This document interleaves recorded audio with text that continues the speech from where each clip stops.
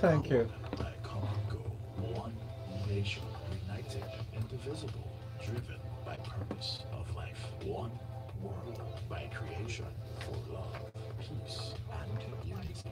And if non-violence was the only weapon. In a world where music is one station of music and life, reaching one individual, one people, one nation, one world, one dial, 98.1. Love music, love life. Hey, it just feels good. 98.1.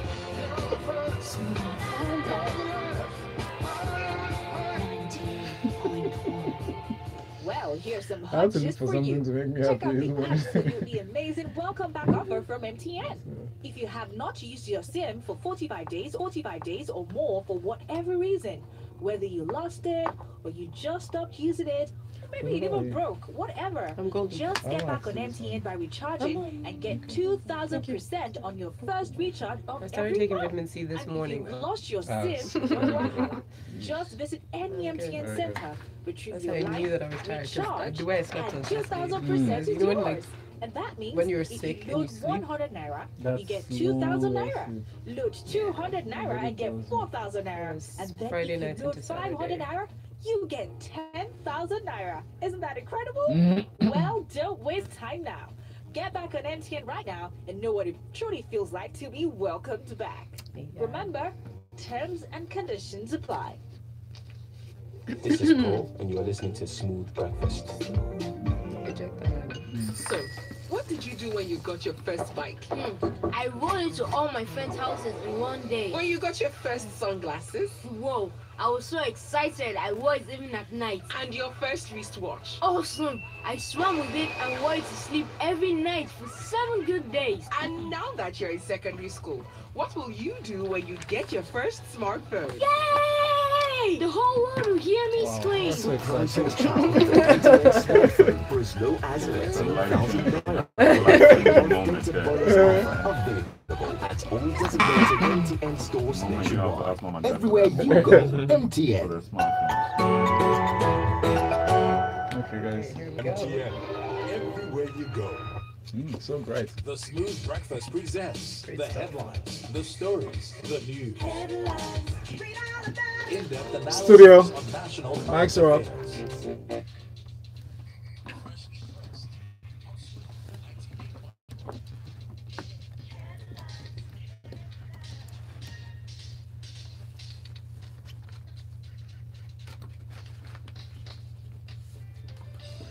It's the 7th of May 2018, and time for us to get into freshly pressed details analysis of news on our newspapers this morning. And joining us to do justice to this is Tunde Okufi, Big Cuffs. Good morning. Morning. He's at Big Cuffs on Twitter. And Ayo. Good morning, Ayo. Good morning. Ayo is Esho1 on Twitter as well. And that hashtag is freshly pressed 981. Yeah. So we're going to be, we'll be tweeting the number. Yes, we will be later on. tweeting our WhatsApp number to you very shortly. So just make sure you go over to Twitter, search with that hashtag again, freshly press 981, so that you can keep track of all the conversations surrounding this morning's news stories as we're about to launch into the news stories. Also remember that we are streaming on YouTube at the moment. So just go to youtube.com/smooth981FM Lagos. Thank you very much. I'll go with this first story from Premium Times. I'll come to you with this one. There's been reports that Kaduna Attack, a new attack now, police confirms 45 people killed in Birinin Gwari. So the Kaduna State Police Commissioner, Austin Iwa, on Sunday confirmed that 45 villagers were killed by bandits in Birinin Gwari local government area of the state. Seeing this story just it troubles my mind, because when we see these stories every time, sometimes it's easy to skirt around the details and just look at it as another death story. But why does this keep happening? What are the measures being put in place to curtail this event? It's a very sad story. 45 confirmed, and this death toll will most likely go up because these are the ones that have been confirmed so far. It's just sad. If you remember, ending of March, 11 soldiers were killed by the same armed bandits. Yes. And like early April, there was an arrest of 3 of them, and they said investigations were ongoing. There was another attack in Jariwa by the same about this. I'm thinking to myself, maybe that someone could help here. Where exactly do these armed bandits want? Where are they? What are they? It's sad. I mean, this killing is becoming too frequent, and we're not hearing anything about what their motives are. We don't know. I mean, this is a result of constant clashes that have been happening in southern Kaduna. We know that the communities tend to be at constant war with each other, which is a little bit problematic. The root cause of it almost being forgotten, as it just seems to be retaliatory attacks. Exactly. Well, as most of the conflicts we're seeing at the moment, there's a lot of resource issues that are involved as well, but it's really quite sad stuff. No, but if you want to put perspective on, like, okay, who are the armed bandits and what they want? They're armed, like they said, armed bandits, and armed bandits typically are looking to thieve. So they're looking to thieve. You know, we give a label of herdsmen a lot, but the truth is they're also looking. These armed bandits are typically looking to steal from herdsmen as well. So you know, just the criminals in every sense of the word that have hijacked a political nerve, so to say. Although we see in this report that Governor Nasir El-Rufai said on Sunday evening that the federal government has agreed to deploy a permanent army battalion to that trouble area. Permanent in this case, we hope it's actually as it's written or as it's reported, and not one of those cases that they will come and after a while they'll redeploy it to another area. Anyway, hoping for the best in this one. The next is from Vanguard. Police personnel decry continued discrepancies in salaries. So aggrieved policemen over the weekend stormed the office of the Accountant General of the Federation at the Treasury House in Abuja.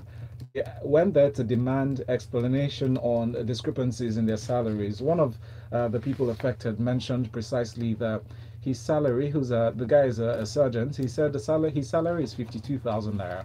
But he keeps getting 47,000 naira. The deductions of 5,000 naira is unexplained. They call the TSA office and they get no explanation.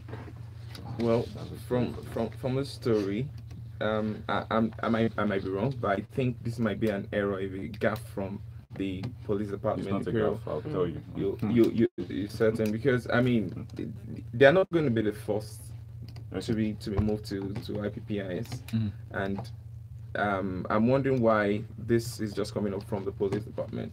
So you have more information. Could it be that they haven't harmonized all the details? Let me tell you why there's a discrepancy.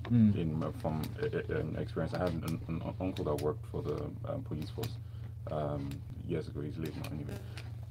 For a short period, and this is what happens, right? When police go to collect, they have an accounts department that does the payouts, right? I will be surprised. I don't know if it's changed now that they credited accounts, but then they go and collect. You know, you go, you line up, you collect your payslip, they give you cash. Now the cash is always short. It's always short because the guys who are in the accounts department responsible for payouts say we don't have the point to be on the streets earning income like you do on the side. So they get their they get theirs from source. That's what it is. And the story, what I heard the story was about a particular officer who would come with a senior officer, you know, so that his money won't be deducted, you know, and they do it casually. He did it over a period of time. When that senior officer was removed, he didn't know they were keeping an account of all the money he owed. Wow. The moment that one was transferred and he came to collect money, he took everything. Those are the problems in the nation and in the system. So this still comes down to what I was saying. So we're this not is on the road actually collecting 50 bucks, this 100 bucks, is whatever coming they collect, from so we'll take from you. This is coming from the account department or whatsoever, from the police, not the payroll. I don't know if you get what I'm trying to say. I see the distinction you're sent. making. I think it's the schedule that's been sent. Well, you see, wherever it's coming from, it's very dangerous for this not to be checked and for it not to be addressed. Because again, every time we see people tampering with the police force, these are men with weapons. These are men that are there to protect us. And we are continuing to breed a disgruntled security apparatus, which is dangerous to us, the civilians. It's dangerous to even the people who are collecting the money. We're not looking at how we even treat our officers, whether they have PTSD or not. We keep getting reports of military men, of armed men turning on themselves, turning on their leaders. What are we building here? And shouldn't the higher ups be looking into this for how to checkmate this sort of vicious activity as far as I'm concerned. Because they are constantly in the face of danger every day. Yeah. And you expect them to still act they their put best. themselves in harm's way, and then they still have to go through all this. I mean, for instance, if you remember, there was this expose that was done on the police academy of how deplorable the entire environment is and all that. And then you also think about the remuneration now that is even being depleted even further, and then you expect them to guard you and protect your lives. I think just one more thing. I mean, the state of the police. I mean, it's easy for us to say that. So it's also, yes, it's a direct result of a lack of adequate funding. But in many ways, many people would argue that it's deliberate. After independence, the military was very small, and the armed forces was much bigger. And the coups, the initial coups that conducted, had to be done with the help of the military. And the evidence of that is that some states, governors during that regime were given to the police. But after then, our military has grown, and the military governments have deliberately crippled the police force over time. Well, let's hope that, according to this report, they said they plan to go to the force headquarters to seek a redress, and hope that they intend to take this development to completion. We just hope what happened in 2002 doesn't happen again, which they start going on strike. No, we hope not. And also just a thought and a prayer for the 5 police cadets that passed away over the weekend. I think they had just come out from training camp because there is ongoing recruitment exercises at the moment. And just a big salute to all the police officers out there who are doing their job and who are doing their best. And those are signing up to serve as well. Daily Times is next. NAPTIP raids Abuja hotel, rescues 13 traffic victims. Late 2017, we've seen that we saw the massive repatriation of Nigerian citizens from Libya, especially in the wave of trafficking. Now, this new report coming in says operatives of the National Agency for Prohibition of Trafficking in Persons, NAPTIP, in a joint operation with the police, they bursted a human trafficking gang in Abuja.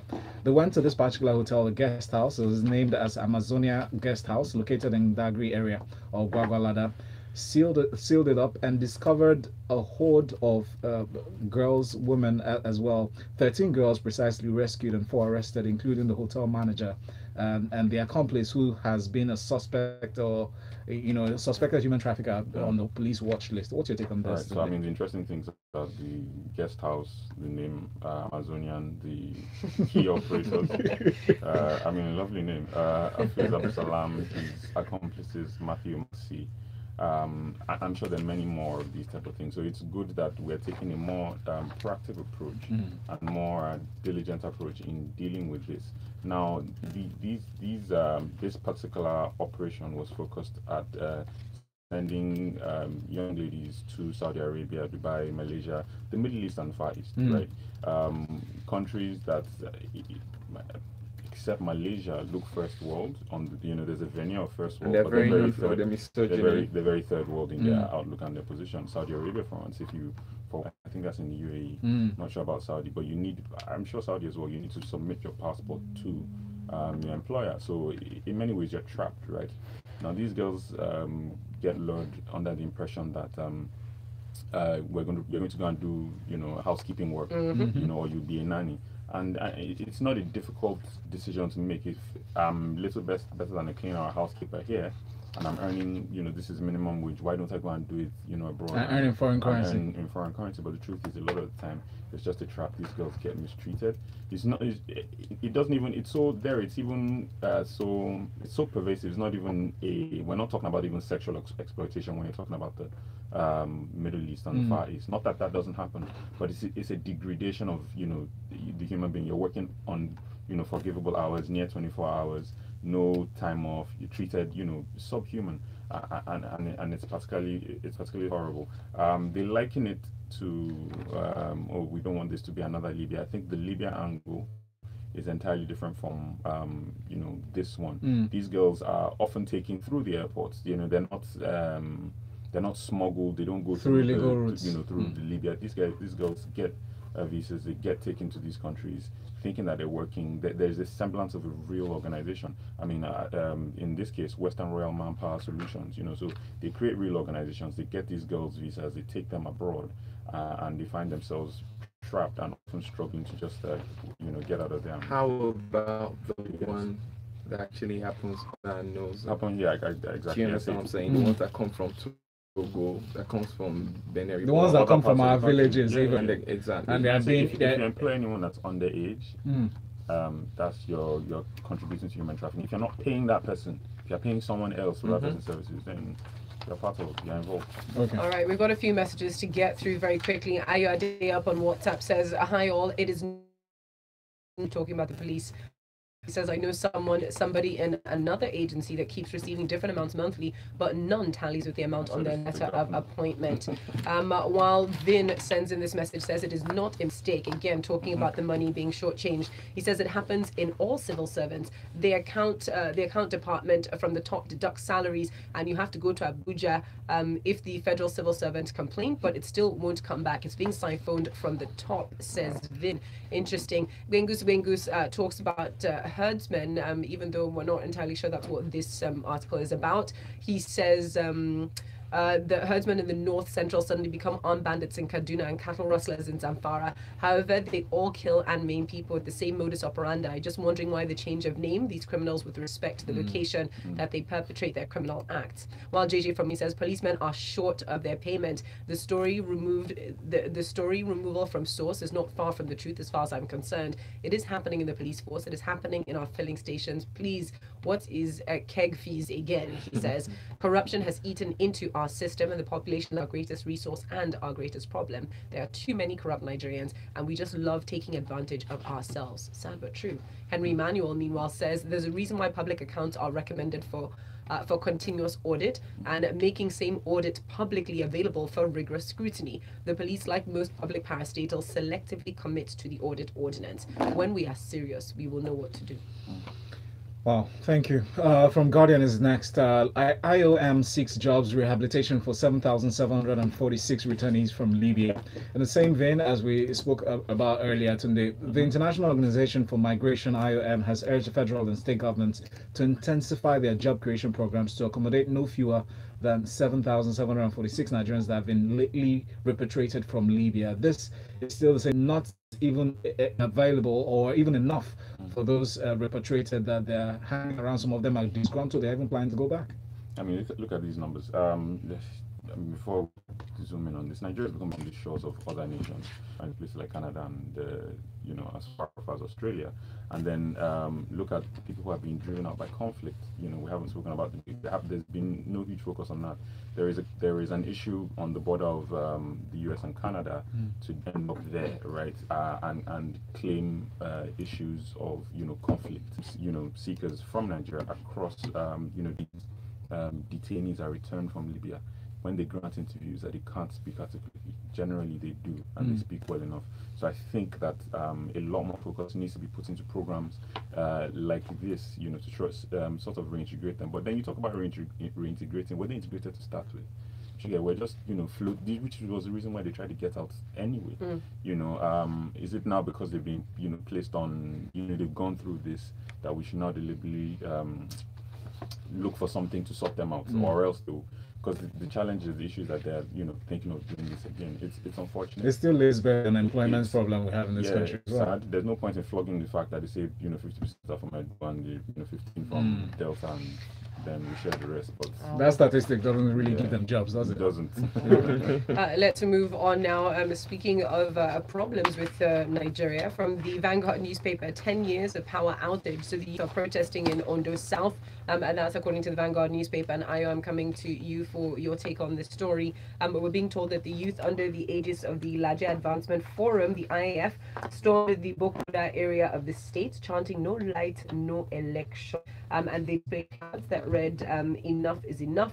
What offense have the Laje people committed? The Ondo state government has failed us. Also, Pade is fake NDDC.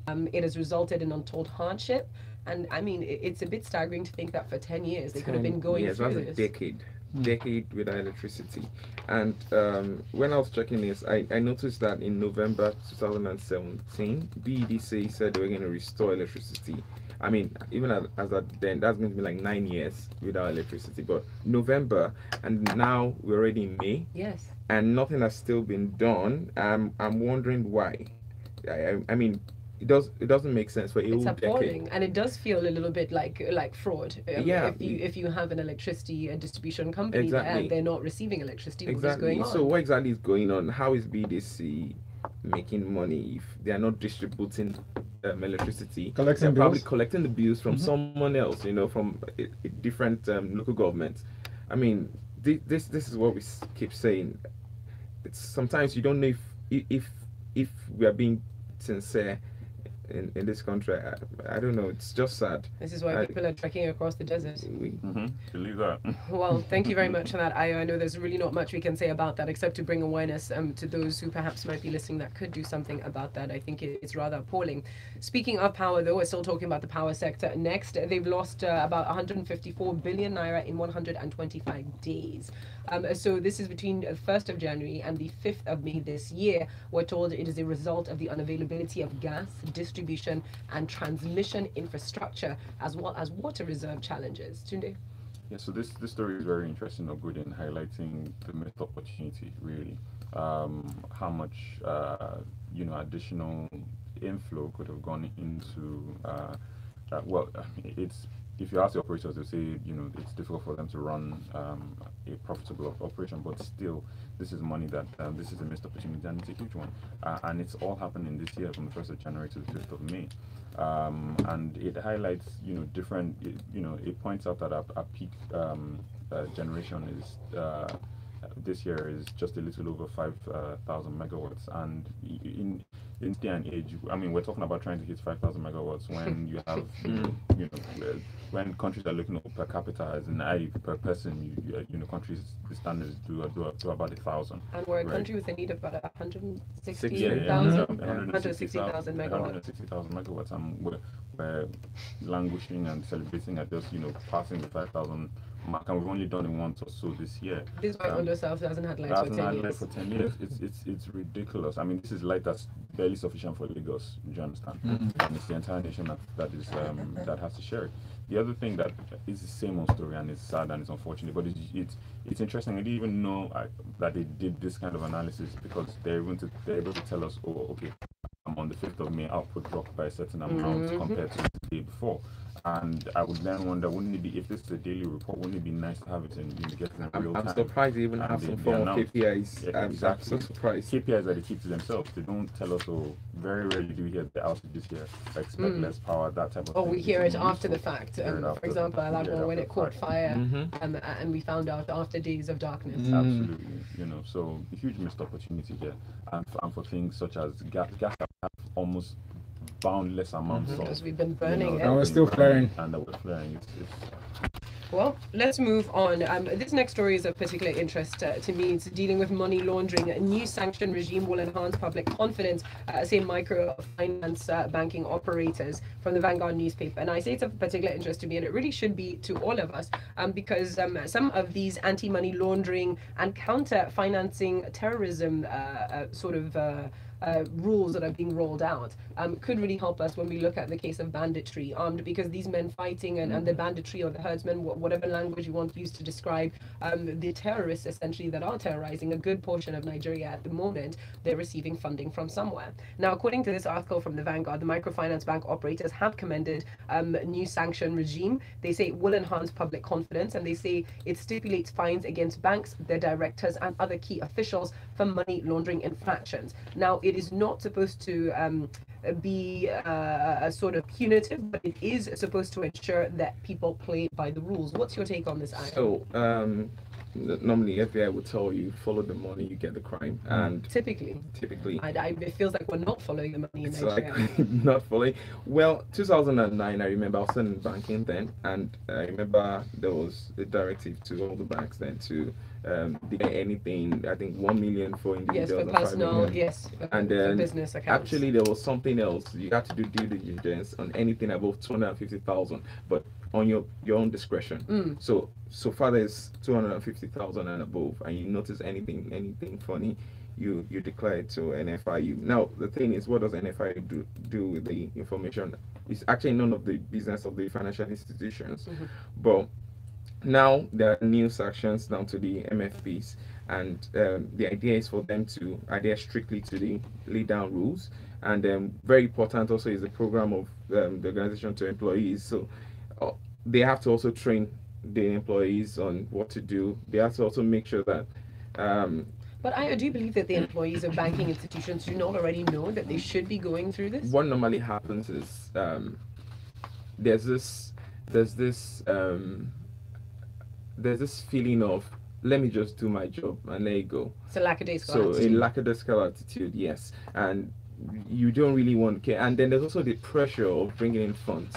So you might notice that there's a little bit, something might be fishy, but you know that when you lose that You have money, a quota. yeah, there's a quota for you to bring in, and when you lose that money, how are you going to get something else? Now, of course, I'm sure when you know there's something criminal about it, you might have to declare, because it might get in trouble yourself. This is costing lives. Tunde, you wanted to chip in? Yeah, just very quickly.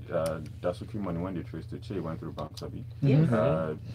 Patients alleged money, when they traced it, went through banks as well. Abi. Yep. So come on now.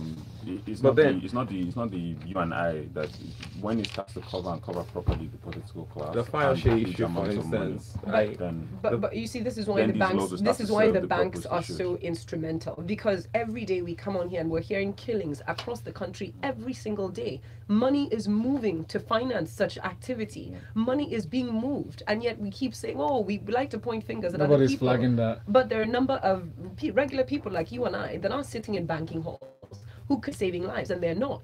So are you thinking, this is what I'm thinking, do you think there should be more penalty other than this 300,000? I think the penalties need to be enforced. Yes. You understand what I'm Yeah. saying? Because I mean, if it's the money, I mean, I want to keep my cabal. I want to keep my accounts. To be honest, I actually think financial penalties are not enough. Yes, No, they're they're not. not But at enough. least The let's banks start should just enforcing these. calculate it as, Let's start enforcing these. But we do have to move on finally to our last story very quickly. Lagos is to shut down abattoir over prostitution and human parts business. Quite gruesome stuff from the New Telegraph today. Lagos State Governor may shut down the Okoba Agege Abattoir. I'm sorry if I said the first name wrong, but the Agege Abattoir on Wednesday. They're saying this is following the discovery by officials of illegal activities, including child prostitution, the sale of human parts, amongst a number of other offences. They want to sanitize it. We know that Lagos has been on a sanitizing drive, but what's your take on this, Tunde? Yeah, it's a very short story. People should read it, and to be honest, I read it and I see in it many different issues, almost like the entire issue of Nigeria. Sorry, Yeah. to sound so pessimistic. But in here, they say child prostitution, and I'm wondering what's the affinity of child prostitution to an abattoir. It's probably not dimensioning or looking at the issues properly. It mentions that people live here. That's an issue of that they're there permanently. That's an issue of housing and destitution. So where you have people living, obviously there are probably children around there as well, and the girls around there. And in that kind of mix, in that type of class and society, these children are open to abuse. So are these domestic, abuse cases are not necessarily, yet there might be instances where the children have been prostituted. But I'm saying we need to dimension it a lot better. Then it talks about the sale of human parts. Yes, that probably could also happen, but what about, even the world over, abattoirs and places where processed meat are very, are common places for disposing of bodies in homicide. So how are we sure that, yes, this was homicide, but is it just for the purpose of a sale in human parts, or people in these spaces because of the, the whole mix and culture that are in disposing of, enemies, and it's a very, the market should be overhauled and not for ethical reasons, to meet ethical standards like the governor says. It should meet quality standards. It should be a standard abattoir, and it shouldn't be reopened until they I'm can sorry, clear this out. part, the sale of human parts. Yeah. Why are they selling it to? You can But say this there's is a the market thing. for it, but I said let's not even focus, because we then it goes into that occultic that we Yeah, shouldn't focus on that no, dimension. that's- It's crime. No, it is Someone's crime. killed And people someone. don't always know what sort of meat they're buying. So I guess it's all about the regulation, and they said they relocated them to they're planning to relocate them to a new site. Anyway, so we have this message from Kylie on WhatsApp. It says, how can we possibly expect policemen to be forthright if sergeants earn 50,000 naira monthly? What then do the constables earn? It's a good question to look at. Adesuwa says, a friend of mine was involved in the audit of several institutions. The head of these institutions deposit allocations in fixed deposit for themselves, and by the time the funds are released, the price of those items have gone up. We have money, but too many corrupt people have the access to it. thus we cannot get the level of development we want and as fast as we want it. Glad that traffic is not track it rather is not following IP on projects. We're incorrigible. Thank you, Adesua, for that one. This one is from Azuka from Aja. It says, a decade without electricity. I suggest they ask the governor to fall down on fell all the poles, sell the transformers, and arrange for alternative sources. And this one is in from Tival on Twitter. It says, Nigerian police just confirming this figure from Kaduna crisis when the BBC has confirmed 56 from day one of the incident. Hello says, I'm from Benue. The violence there is appalling, and the government is uninterested in sorting it. It is creating a big refugee crisis. Any surprises that people all want to check out? No surprises at all. But on that note, we are done with Freshly Pressed for this morning. Big thank you to Ayo Esho. Thank you for coming in this morning. Tunde Okufi at Big Cuffs up on Twitter. Their handles are up, and you can watch a replay of everything that's happened this morning. If you're just joining us, just go to our YouTube channel, youtube.com/smooth981FM. Coming up next, though, at 8:15, we're switching lanes, talking sports. And of course, we have to talk El Clasico and Arsenal leaving. Oh, gosh, what a weekend. What a weekend in sport. Locker room at 8:15. The headlines. All right. The story. Thanks, guys. This financial thing has always stressed me out because I'm just like, it is the quickest and most efficient way to sort out. Yeah, we know cash gets moved still, but a lot of it goes through banks with impunity. If you want to fight corruption, I think that's the first thing. It is the money, yes. Because in the UK, the process is so systematic. Like the process is so in place that if I move £1,000 through my account, don't stop. I want to move £500. Don't stop you. Any kind of money that they have not seen before. They will just lock the account. It can be £400 they have not moved at once before. They will stop it. People are working because they are conscious. Individual tellers, like you mentioned, individual tellers you have to come in. It's not a phone call. They ask you to come in. Then they have a chat. And even to the level of intelligence that even if you're going to go and deposit across the counter and you're depositing maybe tiny like certain notes. But you can't deposit across the counter anymore. You can't even do that anymore. You can't pay cash into someone else's account anymore in the UK. You can't. You have to transfer it. They want to know. So they have to do a record. Is it proceeds of crime? Is it getting paid for if you're going to pay money, they prostitution? ask you. They're like, where's this money coming from? But then you should also think about it. In the UK and the US, if you want to open an account, they really don't care. They don't have to open it. Here is like begging you to open an account. So I mean that pressure it's almost as if you are doing them a favor by lodging such a hefty amount of money. Saying that this enforcing of these sanctions against bank officials is important, especially directors, because who is putting the pressure on people who are signing up? I saw my cousin was signing up to a bank. I saw you are signing over your life. Are you joking? And then you are in one department pushing you to be like a marketer, to be pushing. Is that your job? That's not your job. Even the KYC, there's the KYC that you're meant to do normally. They don't care. They just sign off. I understand because you have a whole lot that you have to. I get what you're saying about because they are target centric. They want you to make bring big targets. Exactly, and then your job is on the line. You just think to yourself, what's the worst that can happen? I'll lose my job. Okay, I'll lose my job. I'd rather just. Let's start. Because if you continuously impose this, you will stop writing stuff because bankers don't like to lose